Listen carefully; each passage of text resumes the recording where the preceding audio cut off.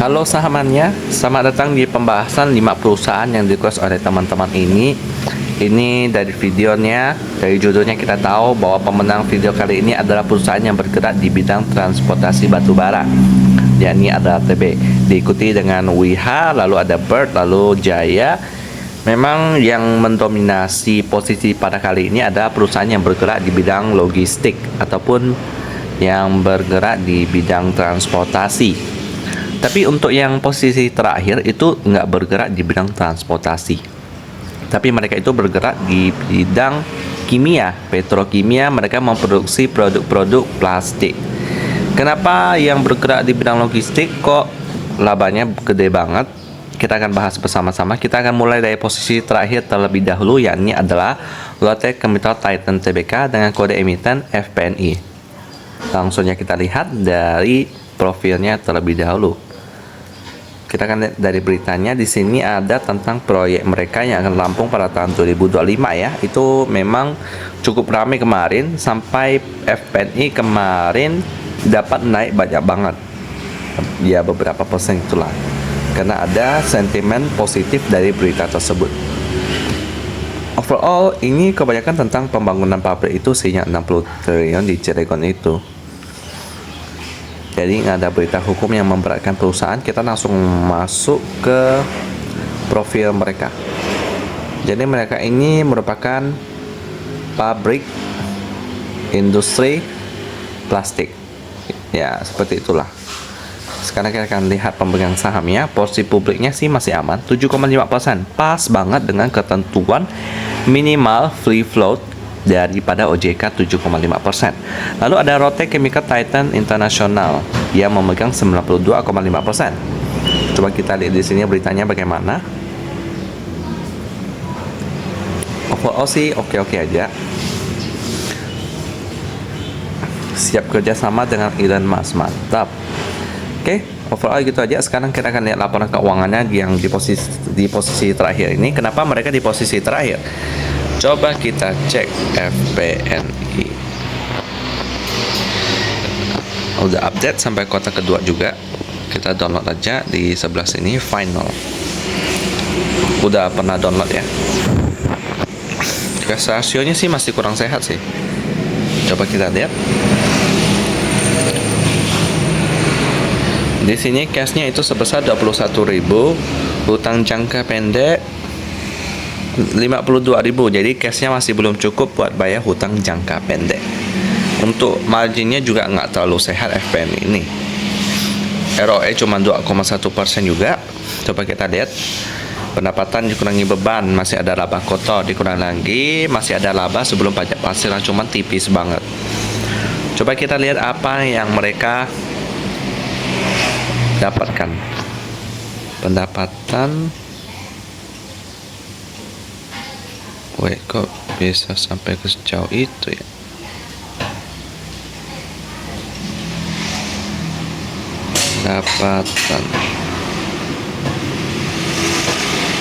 Pendapatan dari kontrak dengan pelanggan.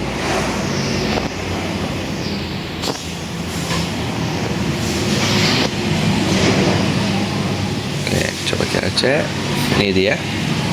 Jadi mereka menjual produk polietilin ya, 185.000 US dollar. Oh, 185 juta US dollar di sini ya.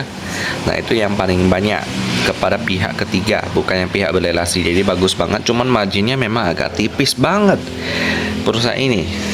Jadi harus ditingkatkan lagi sih marginnya biar mereka bisa maju ke posisi yang lebih atas lagi. Overall PL-nya 33 kali, cashnya kurang bagus, dan operating profitnya masih rugi loh. Jadi saya taruh di posisi terakhir. Sekarang kita coba lihat di posisi keempat. Apakah ada lebih mendingan daripada FPNI? Kita akan lihat bersama-sama. Armada Berjaya Trans Tbk dengan kode emiten JAYA atau kita panggil aja Jaya. Merupakan salah satu anak perusahaan daripada perusahaan logistik juga PPGL. Jaya ini apakah bagus? Kita akan lihat ya dari beritanya terlebih dahulu. Big Boss borong saham Jaya, akumulasi 5,9% ya, PPGL ya, dan juga suntik modal anak usaha dan lain-lain. Overall beritanya sih aman-aman aja. Jadi kita langsung masuk ke profil mereka.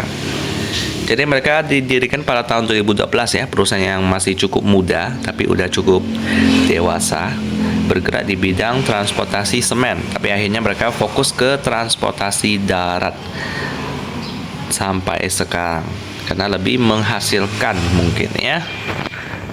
Memang dibutuhkan oleh orang banyak sih. Bukan berarti yang semen nggak dibutuhkan ya, cuman mungkin semen itu lebih spesifik ke kontraktor.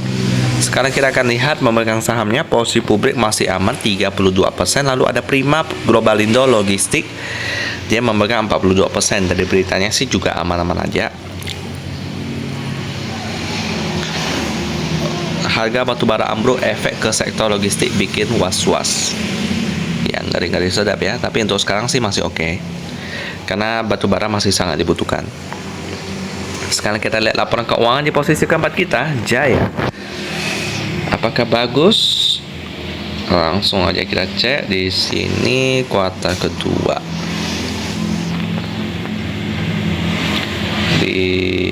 Kayaknya yang ini deh, laporan keuangan. Langsung kita buka. Untuk cashnya itu sebesar 4,2 M, utang jangka pendek 42 M. Cashnya kurang bagus sih ini, cuman 10% ya. Sekarang kita lihat marginnya cukup bagus, ROE juga bagus.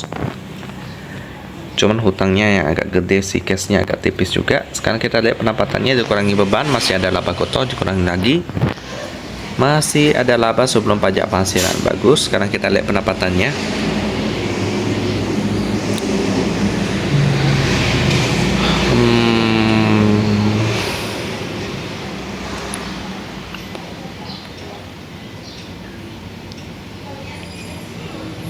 Di sebelah lebih ke bawah lagi. Nah ini dia, jasa angkutan darat. Ada juga PPGL yang berlangganan juga. Overall gitu sih dari jasa logistik Jaya ini ya. PR-nya 7 kali, cukup bagus. Cuman cashnya agak tipis, itulah kenapa saya taruh dia di posisi agak bawah, di posisi keempat. Overall juga masih belum terlalu menarik bagi saya karena cashnya agak tipis. Tapi sekarang kita coba cek di posisi selanjutnya, perusahaan yang dimiliki oleh suami Nikita Willy, pastinya kenal ya, yakni perusahaan yang bergerak di bidang taksi. Namanya Bluebird Group dengan kode emiten BIRD atau kita panggil aja Bird. Kita mulai dari profil mereka di berita. Ada Easy Point, program mereka merajut harmoni dalam 51 tahun bersama Bluebird, buka lowongan kerja dan lain-lain. Overall nggak ada berita-berita hukum yang memberatkan sih. Jadi kita langsung masuk ke profil mereka di sini. Jadi mereka ini dari taksi, kontainer, alat berat, dan juga kendaraan-kendaraan lainnya ya. Jadi itulah bisnis mereka. Prospeknya bagaimana? Dibutuhkan oleh orang banyak sih. Jadi ya bisa diatur lah. Sekarang kita lihat pemegang sahamnya. Posisi publik masih aman 26%. Lalu ada Pusaka Citra Coko Sutono, itu memegang 28%. Coba kita lihat dari beritanya, mereka melepas ratusan miliar saham Bird. Lagi take profit kali ya. Overall gitu-gitu aja, jual saham dan lain-lain. Nggak ada berita hukum yang memberatkan perusahaan. Jadi kita langsung masuk ke laporan keuangan daripada Bird ini. Bird, kita masuk ke kuartal kedua. Udah update, labanya membaik banget dibandingkan pas corona terjadi. Final financial statement. Langsung kita cek, cashnya sih lumayan oke daripada Jaya tadi ya. Kita mulai dari cash 941.000, hutang jangka pendek 1,1 juta. Jadi masih sedikit lagi ya. Marginnya oke, ROE-nya masih kurang oke, tapi ya nggak terlalu parah juga sih. Coba kita lihat pendapatan neto dikurangi beban dapat laba bruto, dikurangi beban usaha dapat laba usaha dikurang lagi, lalu dapat pendapatan sebelum pajak penghasilan, laba sebelum pajak penghasilan. kita lihat pendapatannya dari mana. Pendapatan netonya.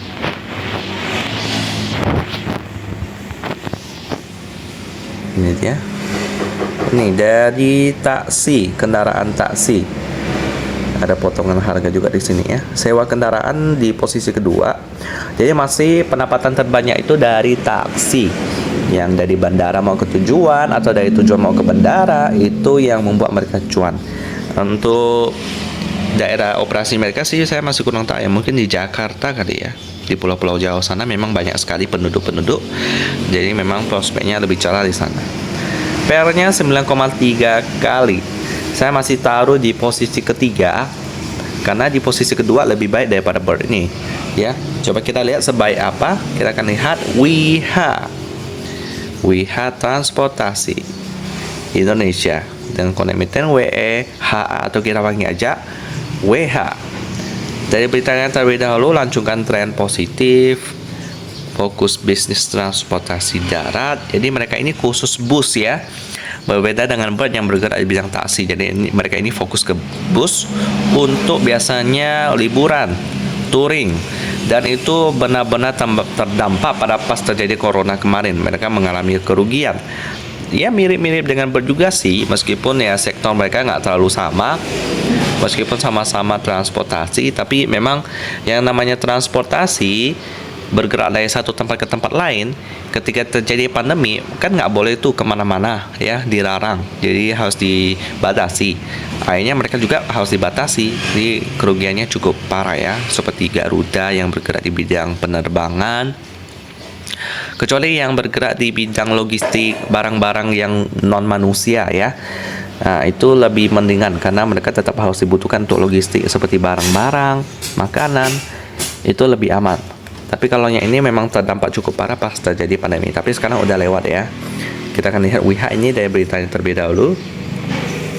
Catat laba bersih dan lain-lain. Overall beritanya sih oke. Jadi kita langsung masuk ke profil mereka di website mereka ini ya. Ini memulai history sejarahnya tahun 1960-an. Awalnya mereka itu berawal dari 4 buah becak ya, sampai menjadi sebuah bus. Kelak menjadi perusahaan tour and travels. Kalau gitu sih teman-teman. Jadi langsung kita masuk sekarang ke pemegang saham. Porsi publiknya itu sebesar 29%, masih aman. Lalu ada Panorama Sentra Wisata memegang 54%. Coba kita lihat dari beritanya sih aman-aman aja.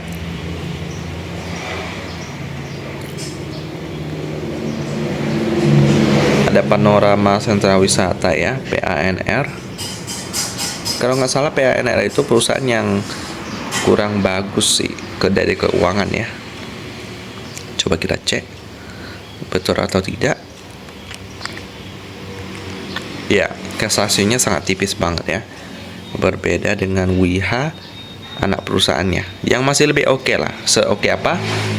Lebih oke daripada Bird sih. Coba kita lihat laporan keuangannya WIHA ini. Oke, lagi loading. Sambil loading kita akan cek kesaksiannya di sini cuman 83% ya. Kita coba refresh dulu. WIHA. Ini dia. Di kuartal kedua. Sebelah Q2 report WIHA. Langsung kita cek dari cashnya terlebih dahulu. Oh, udah diaudit juga ya. Jadi menurut opini kami, laporan keuangan konsolidasian interim terlampau menyajikan secara wajar. Oke, aman ya. Selanjutnya kita coba cek cashnya.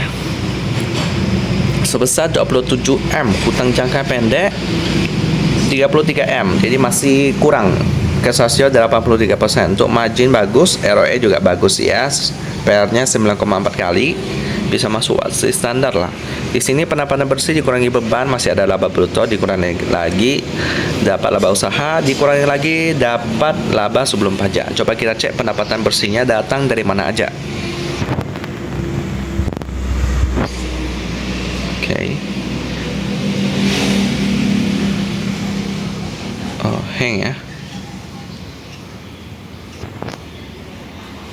Nah, ini dia. Datang dari jasa angkutan antar kota. Antar kota. Lalu ada jasa angkutan penumpang juga. Ini berarti bukannya antar kota mungkin ya.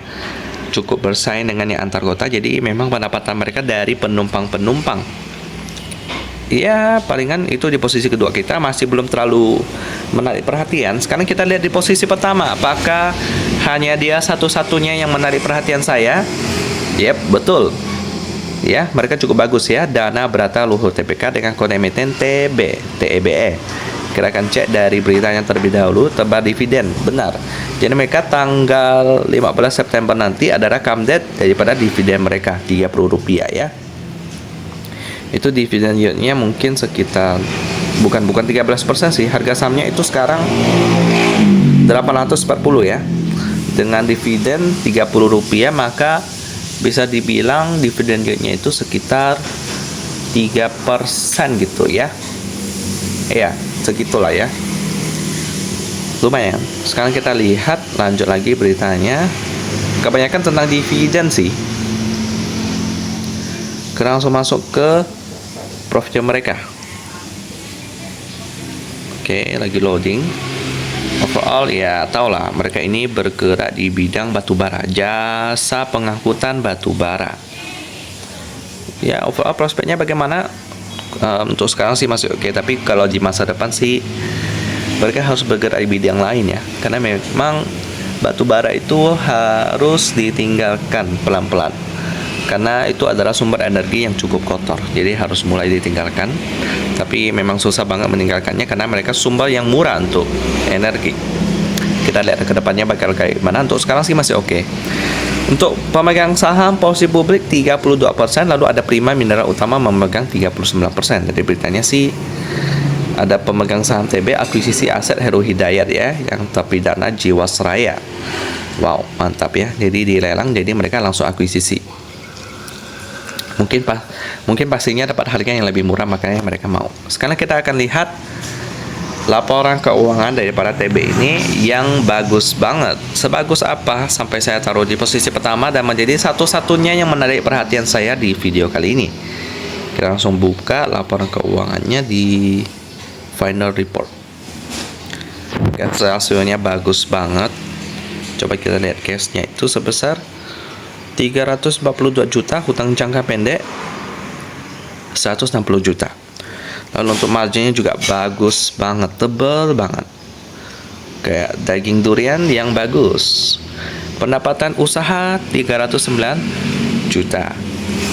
Dikurangi lagi beban dapat laba kotor, dikurangi lagi beban usaha dapat laba usaha, dikurangi lagi yang lain-lain dapat laba sebelum pajak. Masih ada. Coba kita lihat pendapatan usahanya datang dari mana aja. Usaha ini dia ya, dari jasa pelabuhan yang paling gede di sini. Marginnya gede, ROE gede, dapat LPR 4,6 kali. By the way, TB ini ada masuk dalam watchlist premium saya, jadi nggak heran lagi kenapa mereka itu terpilih di juara pertama di video kali ini. Jadi bagi teman-teman yang request video kali ini hanya satu yang lolos, yakni TB. Sisanya sih tunggu dulu lah, karena lebih menarik TB ini. Jadi boleh dicicil-cicil nih. Mereka bergerak di bidang jasa pelabuhan batubara. Seperti profil mereka yang ini ya. Memiliki aset di Kabupaten Banjar dan Kabupaten Barito Kuala di Kalimantan Selatan dalam bentuk jalan pengangkutan sepanjang 46 km mulai dari persimpangan Jalan A Madyani KM 71 ke Marabahan yang selesai pada 2013. Merupakan pengangkutan batubara khusus jalan yang terletak di area pertambangan di mana terdapat sekitar 50 konsesi batubara di sekitar area operasi. Jadi ibaratnya mereka ini pengelola jalan tol untuk yang batubara. Apalagi batubara di tahun 2020 sampai sekarang pun masih sangat menghasilkan. Jadi memang pendapatan mereka dari 2021 sampai 2023 itu gede banget ya. Berbeda pada tahun 2019 dan 2020 yang masih kecil banget. Memang ada momentumnya sih, tapi apakah last sampai selama-lamanya? Pastinya enggak dong.